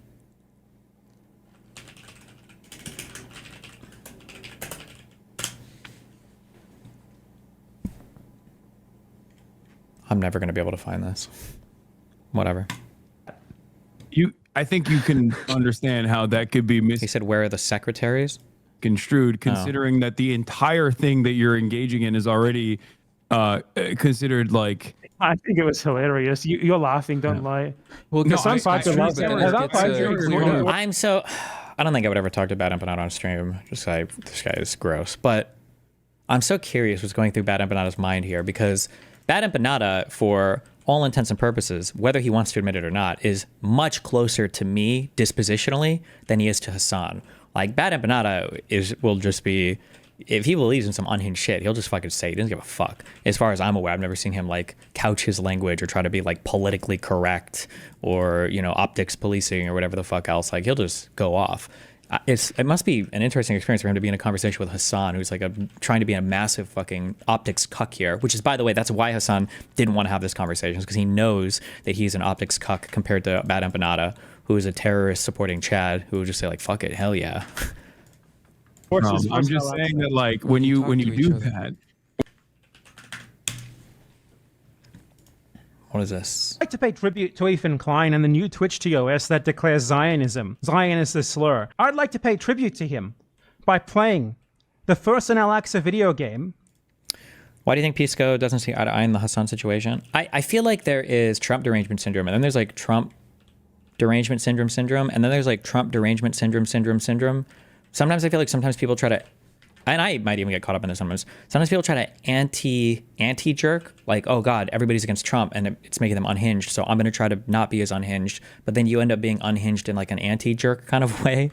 I feel like that just happens to people sometimes. I feel like Pisco, I understand why you wouldn't trust the Trump admin on anything. I wouldn't trust the Trump admin on anything. That's why I said I don't think they actually looked into that Hasan case. I don't trust them. But I know Hasan lies, and I've gone through international screenings and traveled enough to know what it looks like when you're getting stopped. And Hasan's story is bullshit there. So, where you kill Zionist soldiers as a Palestinian resistance fighter. And this game has been like massively, for no reason aside from the fact that it dares to depict an Arab as the hero and Israelis as a villain. They denounce it as like a terrorist game when you fight nothing but soldiers. And recently, this game was geo-blocked in the UK on a request from the Counter-Terrorism Internet Referral Unit. Ethan Klein would think, this game is so anti-Semitic.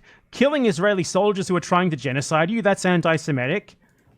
Take those prisoners. Take those IDF genocidal soldiers. Take them prisoner. Brilliant. Allahu Akbar. Okay, that's illegal. I do not endorse what is happening presently on the screen. Where do they keep the secretaries? In here? I'm hunting for secretaries right now.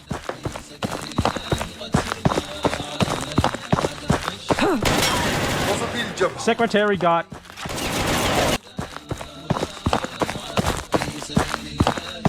Should I commit a war crime?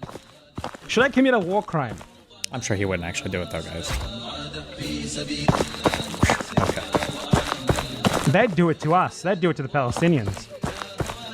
We're better than them, though. Is this the October 7th game? Yes. So again, I believe Arabs or Hamas, or maybe everybody now, I think it was called Al-Aqsa Flood. That was the name of the attacks. And then this is like a game, I think the game is just called Al-Aqsa Flood. So you're basically playing through the attacks. The thing with sniping jobs is like...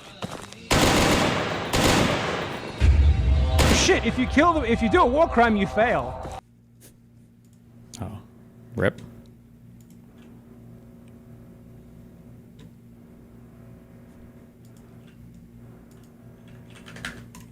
When you do that, people are going to, so many people that would otherwise like listen to the bountiful information that you are presenting on your normal YouTube essays are going to be like, this is a scary guy, and I don't even know if I can entertain this at all.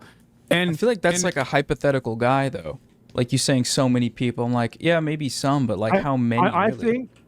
I think, look, if someone is put off by me playing a video game where you kill IDF soldiers and they think about like, they see Ethan Klein saying some shit about me, like, oh, he tried to kill me in the video game or whatever, and they just take it at face value and they write me off forever. But that's they just write me off forever because of that. Like, honestly, I don't think I had any chance of reaching those people ever in the first place. That's not true. That sort of person is not going to sit through a bad Empanada video essay. No, they you're will see you're one wrong. source You're on the screen 100% and they wrong will about that. immediately tap out. Here we go. You're 100% wrong about that. I think it's just true. Like, there's a lot of people who I think, like the average Asmongold viewer, for example, that's millions of people. That's a way bigger audience than yours, sadly. Why are you flexing, Noah? Oh my God, that was intentional. Jesus. I was stretching. I don't have guns to show off like you. It's not fair. No, I don't. But- No, I've been doing push-ups for my stream, so it's okay. That's impressive. Good work. The average Asmongold fan is either a fucking rabid neo-Nazi, as I found out earlier today, or the absolute dumbest person you've ever encountered. That's not who I'm talking about. And I'm not even saying like, oh, engage in like civility politics. I'm just saying that there's, I think... Have you seen Matan Evans' interview with Matt Gaetz? You should check it out. I did. It wasn't worth checking out. I hate that you even donated and asked me to. I wish I could go back in time and erase it from my mind.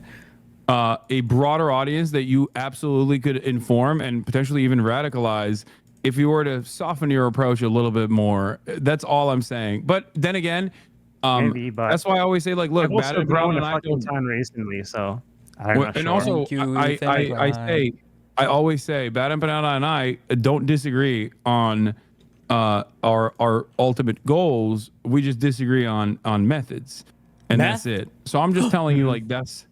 I would. I think in maybe not response do to some of that those one things. specific point, I think when you water down your rhetoric in a way where you were kind of talking to people and advocating for things that you might not actually believe in yourself, just as a way of getting their foot in the door, you are sort of bringing people into wrong ideas and the things that you yourself know are wrong as well. in hopes that maybe later on you'll be able to get through to them with something that is right. And maybe that isn't the right way to go about things. Not necessarily. I think you and I think you're I think you can make a much more coherent and clear point about how, like, I'm not even saying don't play the game at all. I'm simply saying that, like, you're not broaching The game isn't like actionable on YouTube. You're allowed to play this game totally. No, fine. I understand.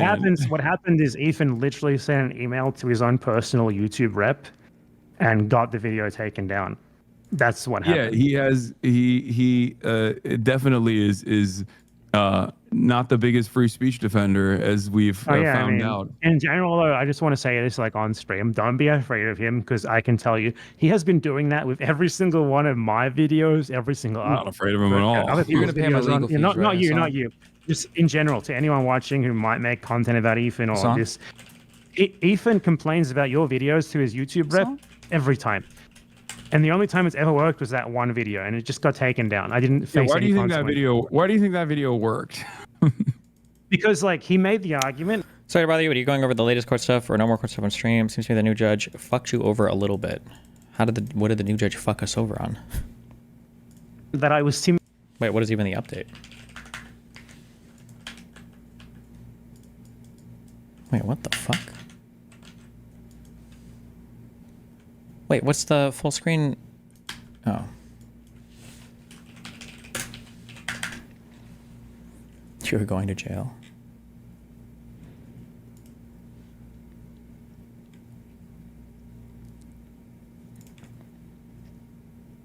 May 19th. Paperless order granting 44 motion for leave to file excess pages.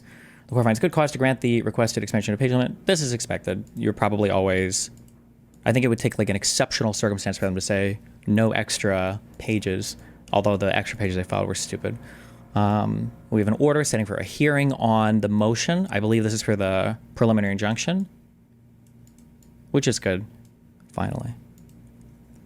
Order on motion for leave to file excess pages. Paperless order granting putting a motion for leave to file.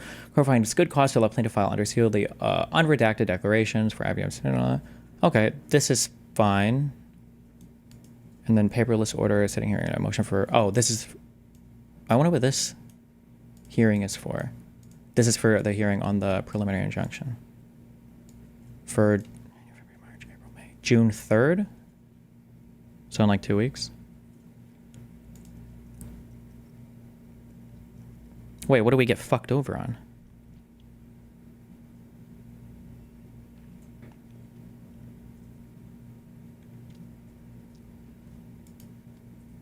How close is Destiny to winning? We have to make it through the discovery phase. The time you just lost reading that. Behaze. That's a J Stalker Watcher.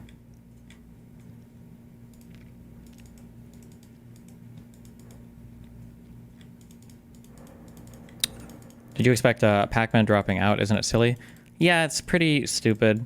My understanding is that he was kind of aware of everything that was going on. He got all that information. They said it was fine. They signed a contract. We made a public announcement. They started selling tickets. And then I guess he got... I don't like to say this because I don't want to empower the haters, but apparently he got emails, and then he was like, oh, well, we're worried that our fans are going to like look really poorly on us or whatever. So I guess if you mass email anybody, then he's like, well, now we're going to pull back. And it's like, okay, well, I mean, that's kind of shitty that you already literally signed a contract doing all of this, but whatever. You don't, whoever posted that is buying the coping Jew Stalker and KF narrative. Well, what is the cope on how we... There's no excuse not to share the unredacted docs with you. No, you have to do that, of course. Oh, the court finds good cause to allow plaintiff to file under seal the unredacted declarations. Is this supposed to be a loss?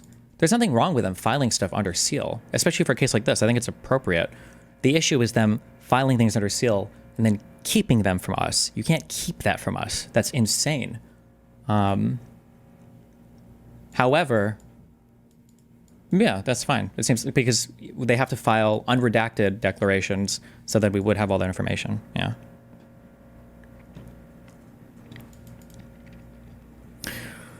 I doubt they will say what their plans are publicly, but I feel bad for the organizers because even if Deepak is liable under the contract, they're heavily incentivized not to sue him. He is liable under the contract. I talked with Pangbrook a lot. He emailed me when this was all going down, and I redlined because the initial statement that he wanted to push was, in my opinion, a lot more excessive. But I mean, that's what it is. It's kind of dumb, but.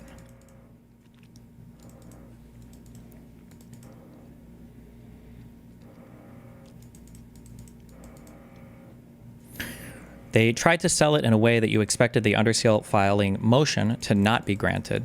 I think generally, I don't know if it's that hard to file things under seal. And I'm not sure if we really fought that hard against filing it under seal. The big deal was them filing stuff, but like keeping it from us, like not telling us who it was. So if they file under seal an unredacted declaration, then that means that we have all the information. Like, I'm fine with that. That's fine. Yeah.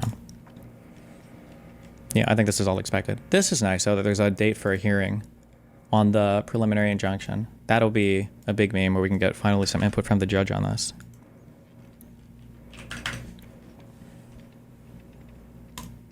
Simulating violence against him. That was why. And I'm confused on what exactly changed that made him leave. From their side, supposedly, he was just getting emails from some of their fans or whatever, so. simulating violence against him. That was why. And that's my point. That was the one case where his YouTube rep was like, okay, we'll give you this one, man. Like, I think you'd be a beneficial voice to have on Twitch or even on other platforms, but there's a reason why you can't get unbanned on Twitch, even though honestly, I think your attachment to Twitch is erroneous. Ooh. You should be on YouTube primarily. It's way bigger. Yeah, but that's a different subject. I mean, it's also better for free speech. You can say Zionist here.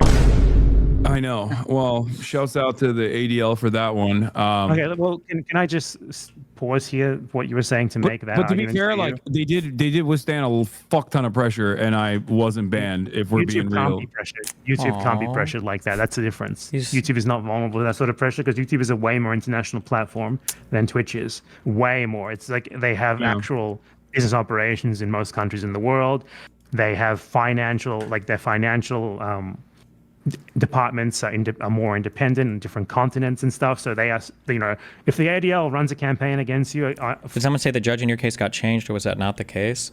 No, my understanding is that I don't know if this is standard in every case, but in my case, the preliminary injunction hearing, there is the term that I keep hearing used is there's a magistrate judge that's brought in to do the evaluation on that. And then the magistrate judge will write a recommendation to the judge, and like generally the judge will always follow the recommendation, but it's a different judge that's brought in to evaluate the preliminary injunction. For YouTube to do something to you, YouTube will just ignore it. Twitch really can't. Twitch is in a position where they have to. No, I know. And then they run it up the chain of command too. I know that they pressure Amazon directly. Yeah. It's really gross. Like the shit that like Ethan and the sex pest community that he is like aligned with have done in terms of like mass brigading and email campaigns and like literally running it up the executive branch all the way to Amazon is completely and utterly psychotic. Yeah. To the point where talking about the juice fucker, I think he can send his idiots to send out emails to destroy any kind of collaboration. I mean, like, it sucks now, but at the end of the day, these are people that would probably be better to just say fuck it and not collaborate with anyway. Once we pick up our politics grind again, after Factorio, that's finished today, okay? I have a sizable audience. We can figure shit out. We'll do it. We'll figure it out. Agents are now asking you Ethan Klein talking points. Yeah, well, it is what it is. Watch the content. That's a byproduct of living in the United States of America. And I am aware of this issue, and YouTube salivates at the prospect of me going there to live stream there. Trust me, I know. So have they contacted you? Or you probably don't want to talk about it if they did? No, they well, haven't. I mean, yeah, of course. I talk to YouTube. I have a YouTube. No. Do it. I have a YouTube rep. Every time you get 10,000 subs, they fucking send you out a thing where it's like, oh, do you want report on YouTube, blah, blah, blah. YouTube, my understanding, I could be wrong, maybe something has changed. Feel free to let me know. My understanding is YouTube stopped writing contracts for streamers to come over years ago. Like, I think, wasn't like Lily, Pichu, and like Ludwig, weren't they like in the last group of people to get contracts a few years ago from YouTube? Sorry. How many exoskeletons you have? There you go. Also, fuck whoever made this suit. 15 by 17. All of these pieces of equipment are like even numbered gridded things, and they make the grid odd numbers. Why the fuck would you do that? I have a way YouTube more rep. effective on YouTube. You would be way more effective streaming on YouTube. Come on. I mean, I think the community You would element get of Twitch hundreds of is. thousands of views on YouTube instead of just like 50,000 on Twitch. take- Come on. Oof. Bad Empanada doesn't realize Hasan is purely clout-brained, purely clout-motivated. Hasan does not give a fuck about total reach or views. He cares about the fact that his ego couldn't handle the lesser viewership on his Twitch channel. He tried the streaming one time before. I should stop saying this and challenging him on this, because if he does it, technically it's just really good for him. But he tried streaming before on YouTube, and the fact that his default viewership streams on Twitch were lower, even though I think overall he had more views, he just couldn't handle it, and then he stopped. So stupid. Views from us though, me and you. Hasan came over. Okay. That's true.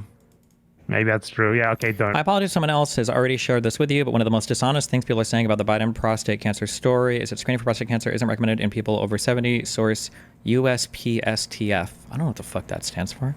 I have seen patients who didn't know they had it until it spread to their vertebrae and compressed their spinal cord. I thought that they stopped. They didn't recommend prostate checks at all. That was never a standard recommended thing. Is that true? Link it somewhere. Wow, good guy Creeper. Thanks for gifting Jojo P a tier 5 subber. Don't come to YouTube. No. Yeah. Fuck off to Twitch. Yeah, you gotta think about that. But where were we? What were we talking about? Oh, just like, we have disagreements here and there. I ultimately don't care what you do. I understand it. I have also a lot of people whose commentary I enjoy that say a lot more insane shit than you do, even, Yeah, Hasan also gets like, he really does have, he's like the United Kingdom in the EU, or was. He just has a really golden deal with Twitch. Like the amount of protection he kind of enjoys there, in terms of favorable treatment from all of the moderators and admins, the fact that he gets to keep me banned. Asmongold has probably been challenging a lot recently his feeling of safety on that platform, though, which I imagine probably sucks for him. But I think in general, Hasan makes out really well. He enjoys like a great deal of protection from other people on that platform.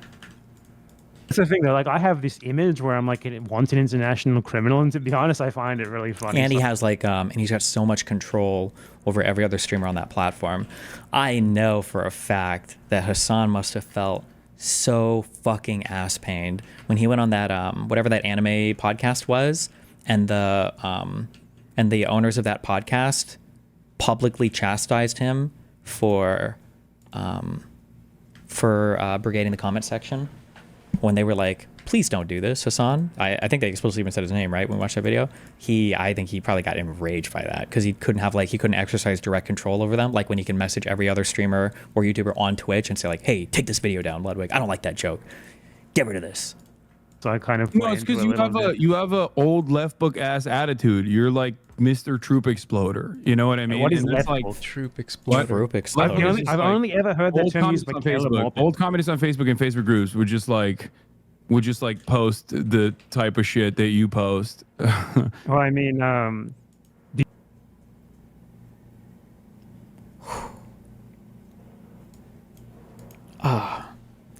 Oh God. I'm so sorry. I just got so injured by that guy that just said Brexit happened 9 years ago.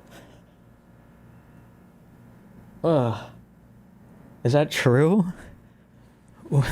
Wait.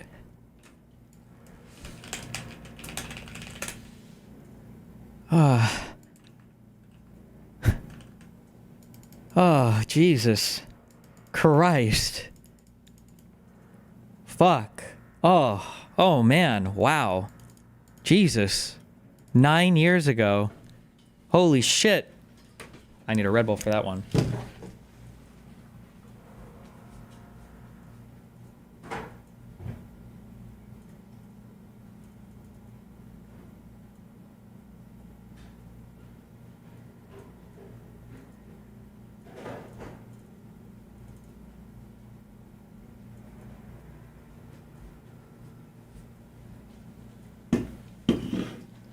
Jesus. 9 years ago.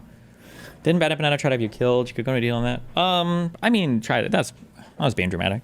But he was trying to tag Hamas when me and I think in like the PFLP and DFLP too, when me and Lonerbox were in the West Bank. He was trying to probably would have wanted us to get killed, but Do you think that U.S. troops should be a protected class who, like, actually an interesting thing about YouTube rules is you're allowed to call for the deaths of soldiers. Yeah, you can't do that in Twitch either. Twitch, that's part of the reason why I got banned initially with the 9/11 stuff. It wasn't because I said America deserved 9/11. It's because I shit on Dan Crenshaw, who's a veteran and therefore was a member of a protected class. Oh, isn't that crazy? A fucking American congressperson who was advocating to, at the time, continue giving weapons to Saudi Arabia, which that's the other side of this conversation that's so funny, because that was me yelling at Dan Crenshaw because he was telling Joe Rogan, like, we got to keep giving weapons to fucking Saudi Arabia, actually, because these guys, these terrorists, they hate us because they ain't us. And I was like, bro, these are the guys that did fucking 9/11, and you're advocating to give them weapons that end up in the hands of Al Qaeda in Yemen, fighting against the fucking Ansar Allah, the Houthis. So it was a mind-boggling situation. So was that the America did 9/11 context? Was that the America deserved 9/11 context? Yeah.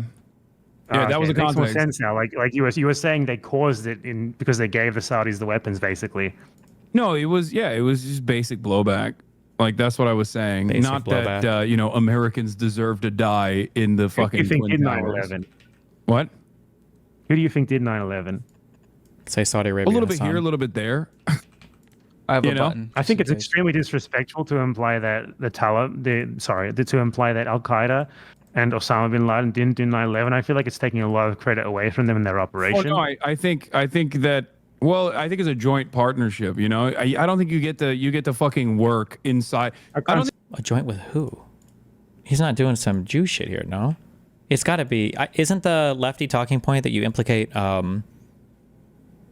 Saudi Arabia in this?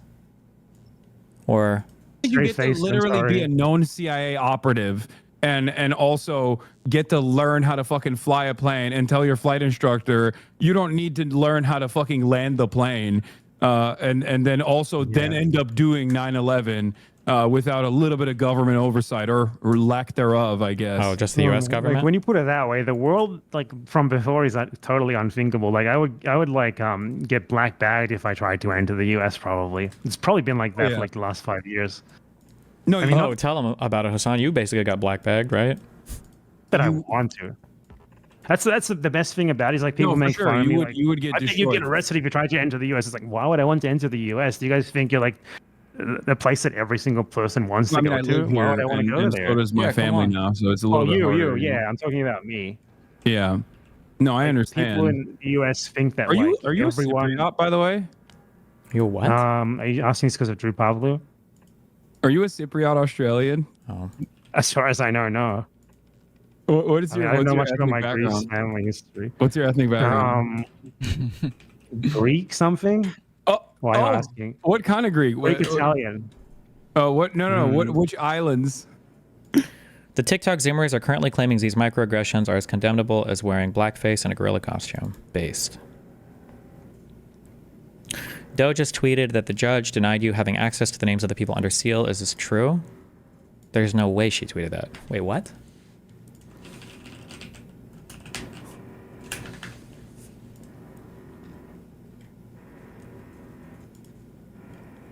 Okay, based.